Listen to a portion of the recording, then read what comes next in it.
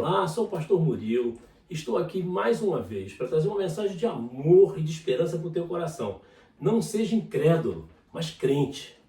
Mas o que é ser crente? Quantas conjecturas, quantos juízos ou opiniões sem fundamento podemos supor de um tema como esse? Fazendo uma retrospectiva, ou seja, analisando tempos e coisas passadas, encontramos um grande pensador francês chamado René Descartes. Foi ele que cunhou a frase "penso, logo existo". Descartes foi filósofo e contemporâneo de Blaise Pascal, outro filósofo e teólogo francês. Eles viveram mais ou menos entre 1596 e 1660. Portanto, trabalharam sob as mesmas influências religiosas repressoras da Inquisição.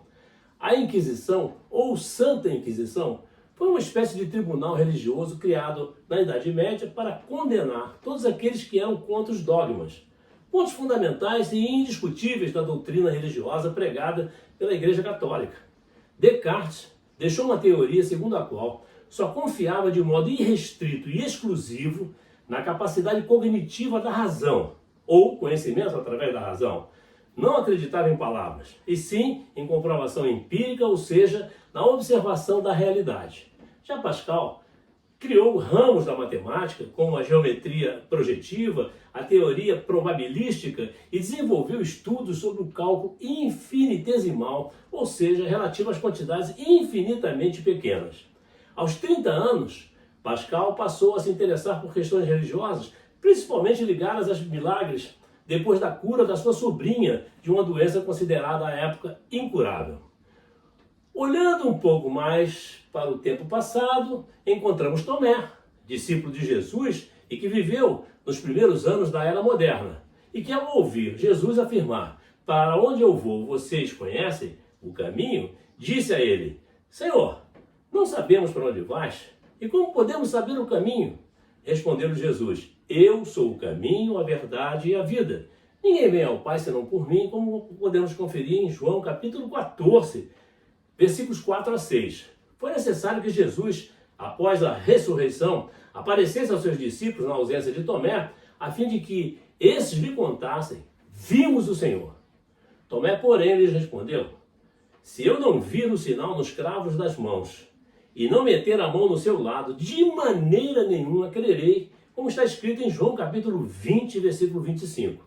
Esse discípulo só veio a crer 8 dias depois, quando Jesus reapareceu aos seus apóstolos e lhes mostrou suas cicatrizes, as marcas do suplício que sofreu, como está escrito em João capítulo 20 e versículo 20. Vimos com esses exemplos que muitos homens de grande projeção na história do cristianismo tiveram momentos de incredulidade e dúvidas. Se olharmos agora com um olhar contemporâneo, ou seja, para o nosso tempo, podemos constatar que nós também queremos tocar para crer, presenciar um milagre para crer, obter uma graça para crer. Numa sociedade que só confia na comprovação empírica, ou seja, na observação da realidade e não acredita em palavras, perdemos a capacidade de acolher o mistério do sobrenatural. Não sabemos lidar com sofrimentos e fracassos, mesmo exortados a permanecermos na fé, pois por muitas tribulações nos importa entrar no reino de Deus, como está escrito em Atos capítulo 14, versículo 22. Também não temos sabido lidar com o silêncio de Deus nas nossas vidas. Estamos completamente afastados dos testemunhos mais distantes dos nossos dias, como por exemplo, ao voltarmos nossos olhos para a experiência de Abraão, que esperou contra toda a esperança, como está escrito em Romanos capítulo 4, versículo 18. E de Jó, que apesar do infortúnio, não perdeu a confiança em Deus. Não temos conseguido encontrar Deus, e por isso não podemos ouvi-lo. Isso porque o buscamos onde ele não está. Foi assim com o profeta Elias, que queria encontrá-lo no furacão, no terremoto ou no fogo, e não o achou. Deus se manifestou a Elias da mesma forma que deseja se manifestar a você e a mim, como brisa suave, como está escrito em 1 Reis, capítulo 19, versículos 9 a 12. Se você, para crer, pretende tocar Deus, saiba que somente através da oração você pode se conectar com Ele. Examinando as Escrituras, você saberá onde Ele habita. Deus habita nos nossos corações. Não desanime, porque o que é nascido de Deus vence o mundo. E esta é a vitória que vence o mundo, a nossa fé, como está escrito em 1 João capítulo 5, versículo 4. Tenha fé, seja crente, porque tudo é possível ao que crê, como está escrito em Marcos capítulo 9, versículo 23. Faça como fizeram os discípulos de Jesus. Rogue para que ele aumente a vossa fé, como está escrito em Lucas capítulo 17 e versículo 5. Há muito incrédulo cujo pai é o ladrão e que pretende afastá-lo do Senhor. Mas lembre-se do que Jesus disse. O ladrão não vem senão para roubar, matar e destruir. Eu vim para que tenham vida e a tenham em abundância, como está escrito em João capítulo 10 e versículo 10.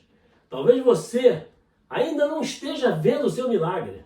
Talvez você ainda não esteja vendo a passagem que ele abriu naquele muro que impedia o seu progresso.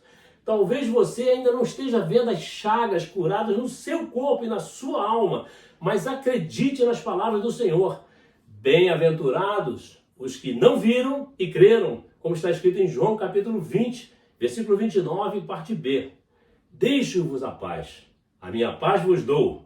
Eu não vou lá dou como o mundo a dá. Não se turbe o vosso coração, nem se atemorize, como está escrito em João capítulo 14, versículo 27.